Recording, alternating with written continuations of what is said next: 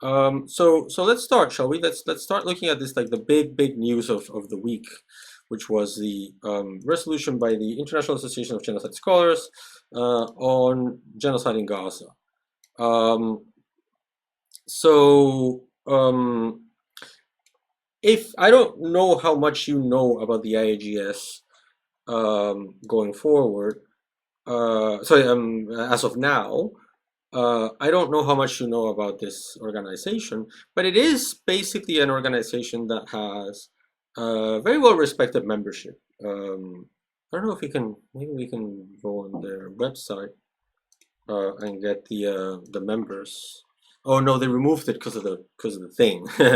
um, so yeah, because of the scandal. So what happened was that the International Association for Genocide Scholars, which is this very well respected body of like people that study genocide and also like people with a connection associated to the study of genocide, like for example, genocide survivors, like Holocaust survivors.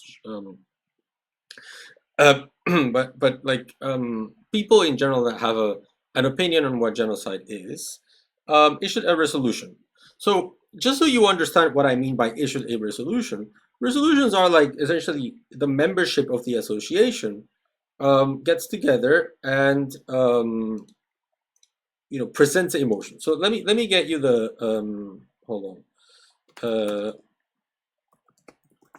Let me get you the bylaws so that you see what I'm talking about. Hold on.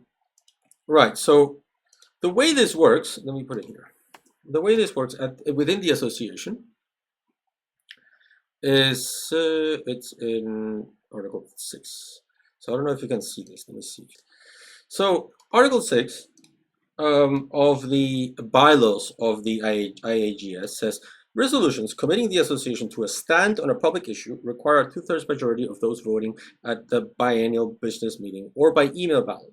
For a proposed resolution to pass, voting must have been undertaken by a quorum of more than 20% plus one of paid IAGS members at the time of vote. So essentially what this means is every now and then, the association will send a resolution to its members and the members can vote.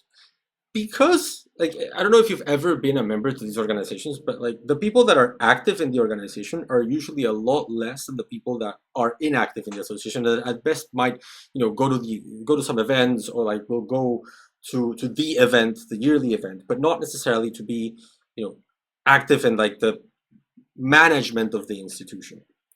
Right. So because that usually happens in academic or professional organizations, you only need a 20% quorum to pass a resolution because most people, don't vote.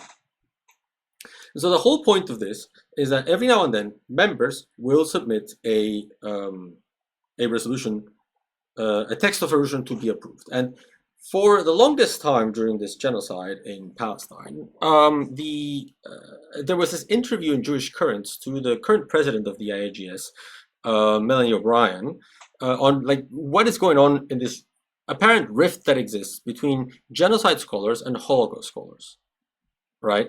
So genocide scholars being people who study genocide, and that they draw comparisons between genocides here and there.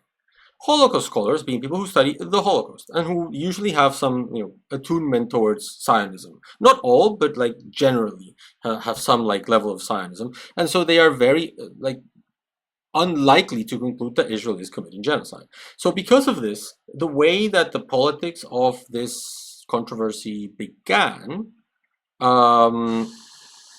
in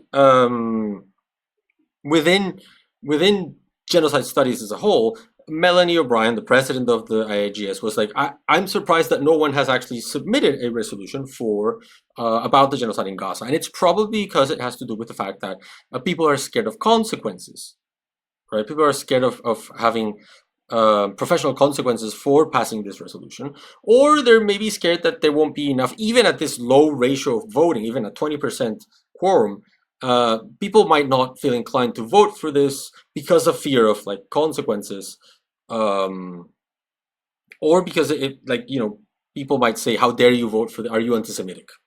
Right? And so as time went by, the level of consequences that one could face for saying this is a genocide has gone down. Like I don't think now is the same as like 2 years ago. I remember when this first started, saying genocide was actually something that you needed to like have some courage to say, because it was extremely controversial, and people were investigated in their jobs, and some people had offers rescinded, and some people were like dismissed from their jobs, investigated for saying this is a genocide, right? And so now, essentially, what's happening is that that's no longer the case, right? That's no longer the case. And now this resolution was eventually proposed by members to be voted in and commit the IAGS. So resolutions, continues the bylaws, directly related to genocide or other mass atrocities, including early warning signs thereof, may be proposed by any member in good standing. So any member that is paying their dues. Right? Proposed resolutions shall first be submitted to the resolutions committee appointed by the president and the executive board for review of their linguistic clarity and historical and factual accuracy. The standard of review shall be that of an article for an IAGS journal. The resolutions committee will recommend to the executive board and advisory board whether the resolution should be forwarded to the IAGS membership for a vote. So this is sort of the crux of the discussion, right? So the resolution that was submitted by the IAGS to its members, according to, let's say, the Holocaust Scholars wing or the Zionist Holocaust Scholars wing of the IAGS, did not meet the standards, right, for finding genocide.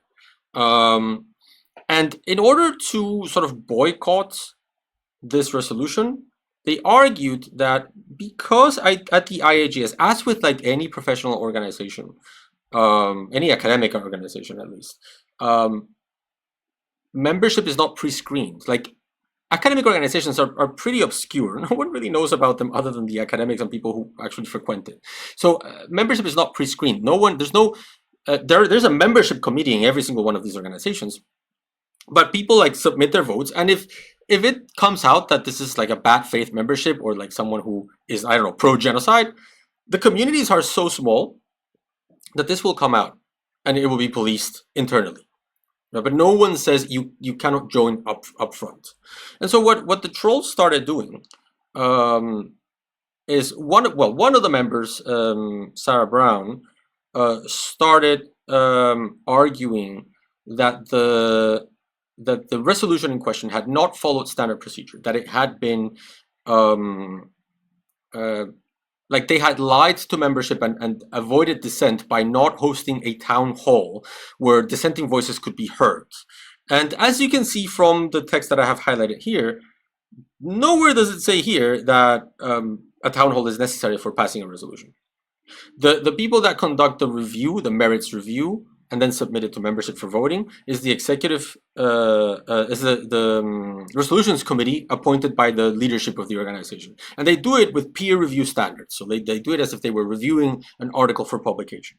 That's the process through which the organization decides that this is a serious resolution, that not just whatever text was submitted. And this procedure was followed, right? And so, but because the alleged town hall was not held, this member of the IAGS started saying that this was an unserious proposition, and then from there, people on the internet took it up to mean, oh, only 87% of the 28% of members that voted actually voted for this resolution. So it's a minority of the association. Like, yeah, like with every single resolution that the IAGS has ever approved, it's always a minority of the members that actually vote on these resolutions. And so that is why the IAGS speaks of voting members, like 87% of voting members approved it. Because the amount of voting members, the members that actually take the time to vote, are less than the members that don't take the time, that just are there in the association, right? And so there's this huge scandal going on now on the internet where they say, oh, actually, anyone can join to this organization. And so they start creating fake profiles. Darth Vader and Chief Palpatine and like Adolf Hitler, or they start just like joining en masse to troll and say, oh, I'm now a genocide scholar, so now I'm a genocide scholar because I have a membership. And of course, there's a membership committee, so all of these like fake memberships are now being revised and revoked because the community is small enough to know who's being a dick and who isn't, right? This is how these things are policed. Like, I've been a member of the American Association of International Law, and I am a member of the International Law Association. No one actually tested me on whether I'm an international law scholar when I joined. But everyone sort of knew that, you know, yeah, my credentials were legitimate. Because again, these are organizations that are not used to trolling, to like mass scandals or to like huge hackings or anything, right? So it is a the scandal that started popping up was very in bad faith, right? So the bylaws continue. After consulting with the advisory board, the executive board shall decide whether or not the proposed resolution shall be submitted to the IAGS membership for a vote within 2 weeks of submission by the resolutions committee. Resolutions must be circulated by the executive board to the IAGS membership at least 30 days before the close of voting by IAGS members. Email voting shall begin as soon as resolution is submitted to the membership by the executive board and close at the end of 30 days of voting. Votes will be submitted and counted by the Secretary-Treasurer of the IAGS after verification by the executive boards. Results of the voting will be announced to the members of the IAGA. Letters, op-eds, and other statements by the President of the or the Executive Board communicating IAGS policies or public issues that have been expressed by IAGS resolutions shall not require further approval of the membership, but should be in accordance with such proof rules. So this process was actually quite followed by the IAGS. So the accusation that only 28% of members voted, I mean, that is true, but that is a higher percentage than normal for IAGS. I actually asked. And yeah, normal approval percentages is lower than 28%. And then the second one is this notion that procedure was not followed because there was no town hall and no space for dissenting views. No resolution has a town hall, and no resolution has a space for dissenting views because the dissenting views are addressed through the resolutions committee created by the leadership. They do the peer review of the resolution. So in the opinion of the leadership, meaning the people who are actually usually like the most well-respected scholars, like Melanie O'Brien, the president, is a very well-respected genocide scholar in the world. They are the ones that appointed a board that said this resolution is serious. So it's not like they just, like the insinuation being put forth here is that there's a bunch of friends that got together that like they claim to be genocide scholars, but they aren't really. They just wrote whatever text they wanted and then they approved it with like 20% of the vote. That's just not what happened, right? Even the people that are complaining within the IAGS will say that the IAGS is a serious organization. It's not a group of friends that gets together to like chat, right? So I wanted to read first the resolution and then the statement and then the counter statement that has been approved. So hopefully we'll have time for everything. So the resolution says, IAGS resolution on the situation in Gaza. Recognizing, I think you can read this, right? Yeah, recognizing that since the horrific Hamas-led attack of 7 October 2023, which itself constitutes international crimes, the government of Israel has engaged in systematic and widespread crimes against humanity, war crimes, and genocide, including indiscriminate and deliberate attacks against the civilians and civilian infrastructure, hospitals, homes, commercial buildings, etc. of Gaza, which according to the official UN estimates at the date of this resolution has killed more than 59,000 adults and children in Gaza. So you can see just by the number that this resolution was drafted some time ago. And also, this is all true, right? This is all true. There's nothing controversial here. Recognizing that these crimes are estimated to have left many thousands of people buried under the rubble or otherwise inaccessible, and most probably dead. Recognizing that this bombing and other violence is estimated to have injured more than 143,000 people with many maimed. Because remember, you don't actually need to kill anyone to commit genocide. Mass physical injury, mass physical harm can constitute genocide as well. Recognizing that the actions of the Israeli government against Palestinians have included torture, arbitrary detention, and sexual and reproductive violence, deliberate attacks on medical professionals, humanitarian aid workers, and journalists, and the deliberate deprivation of food, water, medicine, and electricity essential to the survival of the population, because again, you can commit genocide if you subject the population to conditions of life calculated to bring about their destruction, or if you prevent the birth of kids in a population, that's also genocide. So this is also relevant because of that. Recognizing that Israel has forcibly displaced nearly all of the 2.3 million Palestinians in the Gaza Strip multiple times and demolished more than 90% of the housing infrastructure in the territory. So again, conditions of life, right, calculated to bring about the destruction of Palestinians as a group. And recognizing that the consequences of these crimes have included destroying entire families and multiple generations of Palestinians, recognizing that Israel has destroyed schools, universities, libraries, museums, and archives, all of them essential to the continued existence of Palestinian collective well-being and identity. So essentially cultural genocide, which is not exactly part of the Genocide Convention, but it can be used to ascertain intent, according to the ICJ. Recognizing that Israel has killed or injured more than 50,000 children, and that this destruction of a substantial part of the group constitutes genocide, as emphasized in a joint declaration of intervention in the International Court of Justice case of the Gambia v. Myanmar by 6 countries, Canada, Denmark, France, Germany, and the Netherlands and the United Kingdom, which states that children form a substantial part of the groups protected by the Genocide Convention, and that the targeting of children provides an indication of the intention to destroy a group as such, at least in part. Children are essential to the survival of any group as such, since the physical destruction of the group is assured where it is unable to regenerate itself. So this is basically saying, look, these 6 Israeli allies have filed official documentation before the International Court of Justice in the Gambia v. Myanmar, saying that when you kill a lot of children, that is an indication that a genocide is happening. So again, factual stuff. 50,000 children have been killed or injured in Gaza. Recognizing that Israeli governmental leaders, war cabinet ministers, and senior army officers have made explicit statements of intent to destroy, characterizing Palestinians in Gaza as a whole as enemies and human animals, and stating that the intention of inflicting maximum damage on Gaza, flattening Gaza, and turning Gaza into hell.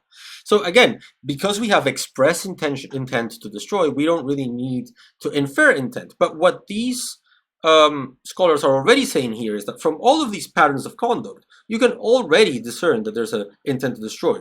But even with that intent to destroy being very clear, you have also express intent. So you can see how these scholars are like they're building their case very methodically, leaving no stone unturned.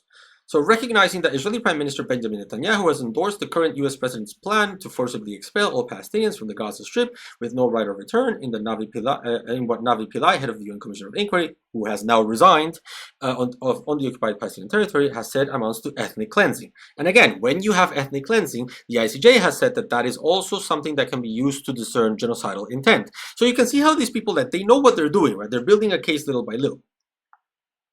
Definitely not something that your average, club, reading club can do. So this is well made. Recognizing that the deliberate destruction of agricultural fields, food warehouses, and bakeries, and other violence that prevents food production in conjunction with denial and restriction of humanitarian aid indicate the intentional infliction of unlivable conditions resulting in starvation of Palestinians in Gaza. So again, we have express intent, but we can infer intent from the fact that you are destroying food so people cannot live. Acknowledging that on 21 November 2024, the ICC issued arrest warrants for Prime Minister Netanyahu and former Minister of Defense Yoav Gallant for Israel in the court's ongoing investigation opened on 3 March 2021 of crimes committed on Palestinian territory since 13 June 2014, charging them with crimes identified in the Rome Statute in the Gaza Strip from at least 8 October 2023, including the starvation of civilians, intentionally directing attacks against the civilian population, murder, and persecution. Whereas Israel's actions in response to the October 7 attack and subsequent holding of hostages have not only been directed against the Hamas group responsible for these, but have also targeted the entire Gaza population. Acknowledging that the ICJ found in 3 provisional measures order in the case of South Africa v. Israel that it is plausible that Israel is committing genocide in its attack in Gaza, and ordered Israel to take all measures within its power to prevent and punish the direct and public incitement of genocide and to ensure the provision of humanitarian assistance to civilians in Gaza. So this is the typical discussion that we have so far on that, whether the ICJ said that there was a plausible genocide or not. The debate being, the very stupid debate being between those people who say, no, you can only read a provisional measures order as determining that the rights of Palestinians under the Genocide Convention were plausibly at risk, and those who say, yeah, that like me, who say that actually means that there's a plausible genocide. Because if what you're saying is that the rights of Palestinians under the Genocide Convention are plausibly at risk, they are plausibly at risk of what? Of being violated. How do you violate them? By genocide. So the rights of Palestinians under the Genocide Convention are plausibly at risk of being violated by committing genocide. There's a plausible genocide. I mean, you can go the long way or the short way. And so what this resolution is saying is saying the short term is enough. The short route is enough. And I think it's the correct interpretation of what the court said. Then, acknowledging that the leading global international law organizations and UN bodies, including Amnesty, Human Rights Watch, Forensic Architecture, Dawn, B'Tselem, Physicians for Human Rights, the Special Rapporteur on the Situation of Human Rights in the Occupied Palestinian Territories, Francesco Albanese, and now Al-Haq as well, and Breaking the Silence, have conducted extensive investigations and issued reports concluding that Israel is committing genocide in Gaza. Actually, one fact check, I actually don't think that Human Rights Watch determined that Israel committed genocide. I think they determined that Israel had committed acts of genocide, but didn't actually say whether they believed that it had expressed intent or not. So one little fact check to the resolution. Then, acknowledging that a number of Israeli, Palestinian, Jewish, and other scholarly experts working on Holocaust and genocide studies and in international law have concluded that Israeli governmental authority and military actions constitute genocide. Acknowledging that international civil society has a responsibility to prevent genocide by encouraging and assisting states to fulfill their obligations under the Genocide Convention to prevent, suppress, and punish genocide. Acknowledging that putative security measures against members of a group are often pretext for mass killing and genocide, as it has become in this case. Therefore, the International Association of Genocide Scholars declares that Israel's policies and actions in Gaza meet the legal definition of genocide in Article 2 of the United Nations Convention for the Prevention and Punishment of the Crime of Genocide, declares that Israel's policies and actions in Gaza constitute war crimes and crimes against humanity as defined in the international humanitarian law and the Rome Statute of the International Criminal Court, and calls upon the government of Israel to immediately seize all acts that constitute genocide, war crimes, and crimes against humanity against Palestinians in Gaza, including deliberate attacks against and killing of civilians, including children, starvation, deprivation, and humanitarian aid, water, fuel, and other items essential to the survival of the population, sexual and reproductive violence, and forced displacement of the population. Calls upon the government of Israel to comply with the provisional measures orders, calls upon the ICC to comply with their obligations and cooperate with the court, states parties of the ICC, calls upon states to actively pursue policies to ensure respect for their obligations under the Genocide Convention, and calls upon the government of Israel and all other UN members to support a process of repair and transitional justice that will afford democracy, freedom, dignity, and security for all people of Gaza. That's it. That's the big scandal with this resolution. I think they built a very good case for what they were concluding, right? But this created the backlash that I was describing at the beginning, with people like creating fake profiles to join the association and claim that this isn't really an association of scholars, it's an association of whoever pays £35 for a year of membership, which really isn't true, or that this entity, this group, actually had not followed procedure, which also isn't true. And so it is interesting to me how, like, the IAGS has passed resolutions on Iraq, like on the genocide of Kurds, and the genocide of Armenians, the genocide of Greeks, and the genocide of several others, and Xinjiang, like the Uyghurs, and there's never been a more spoiled reaction, a more spoiled response to one such resolution than what Zionists have done. The general idea being that if this is a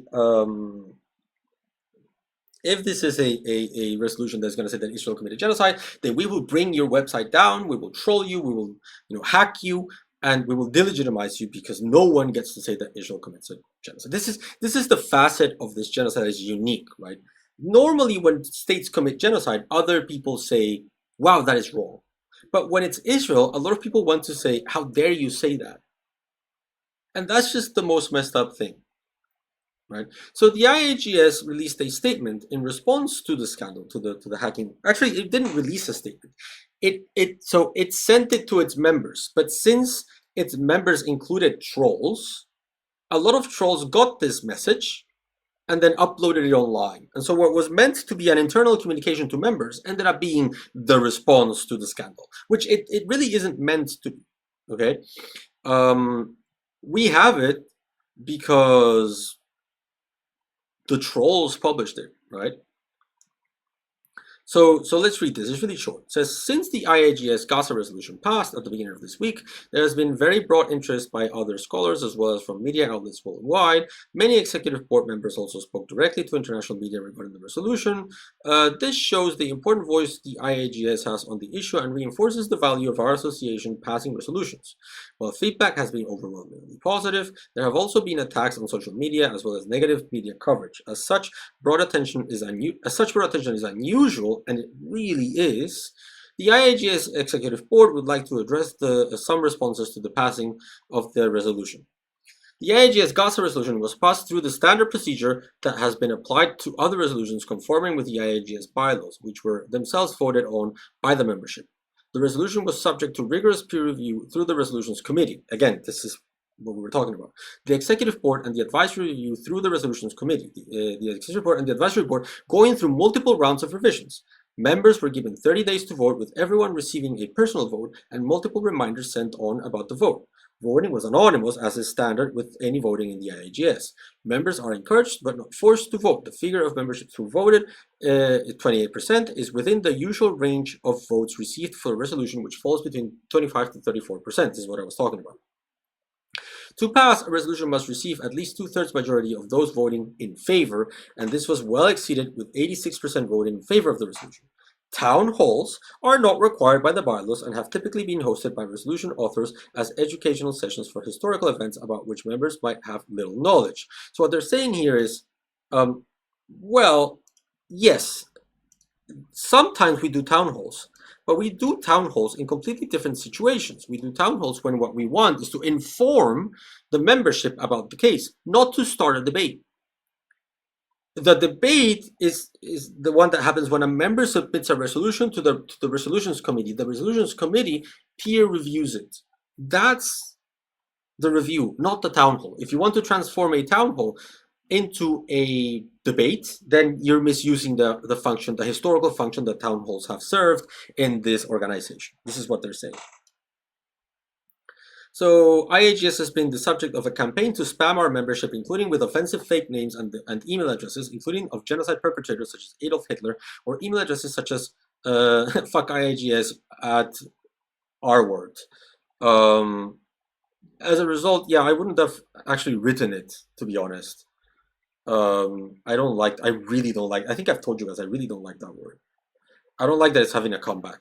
As a result, the membership join option has been temporarily suspended. The Executive Board has also made the decision to temporarily disable the member directory, public and private, for the protection of IAGS members out of concern for members potentially being targeted. So this is another thing that the trolls started saying. They said, oh, they've removed their membership directory. That's probably so that you don't figure out that most of their members are not really experts. That's not true.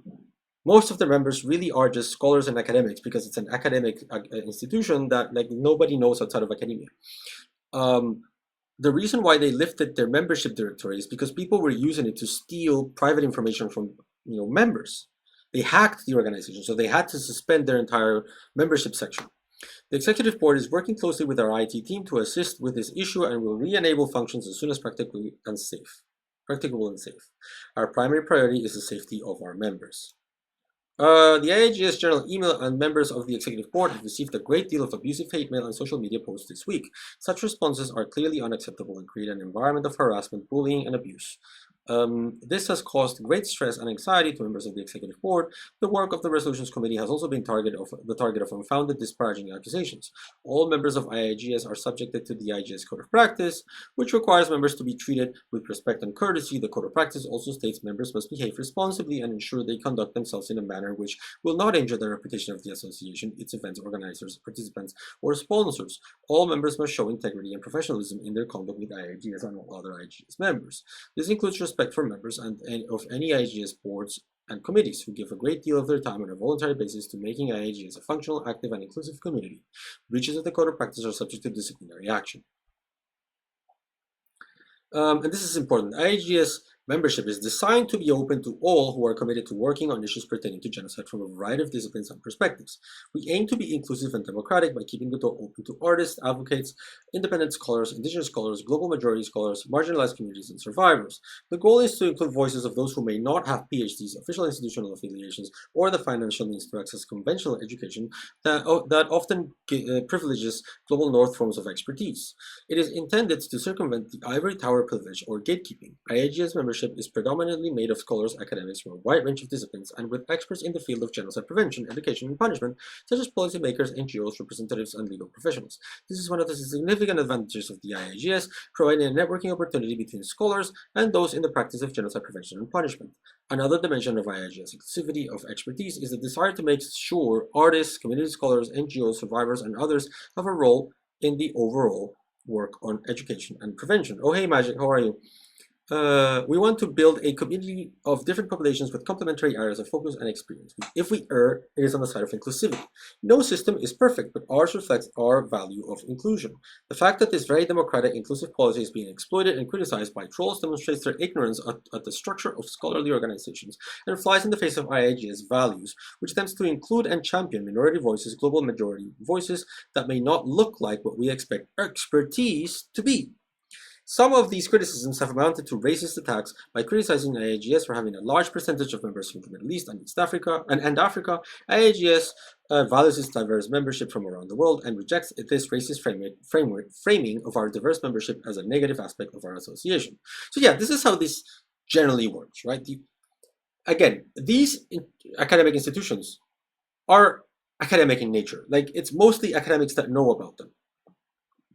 And it's mostly for academics that they hold any kind of value. Like, it's of value to me to be in a committee at the ILA. I don't think it would be of any interest to, like, non-academics to be in a committee of the ILA. So most of the members are academics. Most of the members are academics. And most of the people that serve in committees and in institutional roles and on leadership roles are academics because of the sheer number of members that are academics and the type of member that would benefit from investing their time in fostering an institution like this. So if I'm an academic and I say that I am, I don't know, president of the International Association of Genocide Scholars, that looks good on my resume. It doesn't really look good in the resume of an artist. It doesn't really look good in the resume of a, I don't know, poet. It doesn't. So by sheer practicality, by sheer numbers, most people will be academics, less people will be non-academics. And so academics try to make their academic institutions more inclusive by not gatekeeping other members. This doesn't mean that the academic institution becomes a club of friends where no one has actual expertise. That is simply not how it works, because these institutions operate in a very good faith environment where most of the people who join are actually academics. Because most people that have heard of the IAGS in the past, like before October 7th or even before a month ago, were academics. Most people that are now complaining about it only found out it exists because of this resolution. So this is the siloed nature of academia. It's very ivory towery, very siloed. So the fact that this organization is trying to expand to incorporate people that aren't academics is good. It doesn't mean that it's a bunch of poets and it's a bunch of artists and it's a bunch of like non-experts, quote unquote non-experts, that that are, you know, gathering to talk about expert topics. It means that the experts that formed this institution want to be open to different types of expertise. Think about it for a minute. What good is an association of genocide scholars if it has no members that have actually survived a genocide? Can you really tell me that if you're going to be addressing genocide, if you have no survivors of genocide in your institution, that you are actually understanding how genocide works? How can you represent victims of genocide if you don't have victims of genocide in your institution? And this goes to the heart of like Gayatri Spivak talks about whether the subaltern can speak or not. If you are going to talk about what does surviving a genocide looks like, you need Holocaust survivors, you need people who survived Rwanda, you need people who survived, you know, the Bosnian Wars, so that they can speak about it. That is also expertise. That is also valuable. that is also someone who can tell you, you know, I know a genocide when I see one. That is also valuable. And if you're going to say, oh, no, because this person doesn't have a PhD, they're worthless, then really what you are doing is you are gatekeeping knowledge. Right? This doesn't mean that it's just a bunch of, like, again, it's not just a bunch of artists that have no expertise, or a bunch of like randos that have no expertise, that are like activists that just want to say that Israel committed a genocide. Again, this text of this resolution passed through peer review. So yeah, someone with a PhD definitely checked it. But that's not the point. The point here is that these organizations, while preponderantly academic in nature, need to be inclusive of non-academic voices if they're going to be worth anything at all. It really doesn't make sense to have an academic institution that is just about the diplomas. You need people with lived experience. You need survivors. You need people that approach this from different perspectives. You need artists, poets. I don't know, painters. You need people of different sorts of expertises, right? You need policy actors, you need advocates, you need all sorts of things so that you can have an open discussion about genocide. This doesn't mean that the nature of the institution ceases to be academic in nature. That's a bad faith reading of what the institution is about, to the point that when the institution started being attacked by a bunch of trolls joining, like trolling, the institution revoked their membership because you're not welcomed in this community because you're just trolling. Right? So they continue to say the goal of diversity and inclusivity in IAGS membership is also reflected in the affordable membership prices. Finally, we would like to reiterate that the overwhelming feedback of the resolution has been positive. So this scandal, made-up scandal, bad faith scandal, ended up with a counter resolution by a bunch of like people, some of whom have some level of exposure to, you know, genocide studies, most of the experts here being Holocaust scholars, you know, mapping that divide between the Zionist side Holocaust scholars and the not even anti, but non-Zionist side of genocide studies, whether Jewish or not. That divide is very much reflected here, with a bunch of like people that study the Holocaust as this sort of like special type of genocide that means that what they see as the resulting entity from the Holocaust, meaning Israel, cannot itself commit genocide.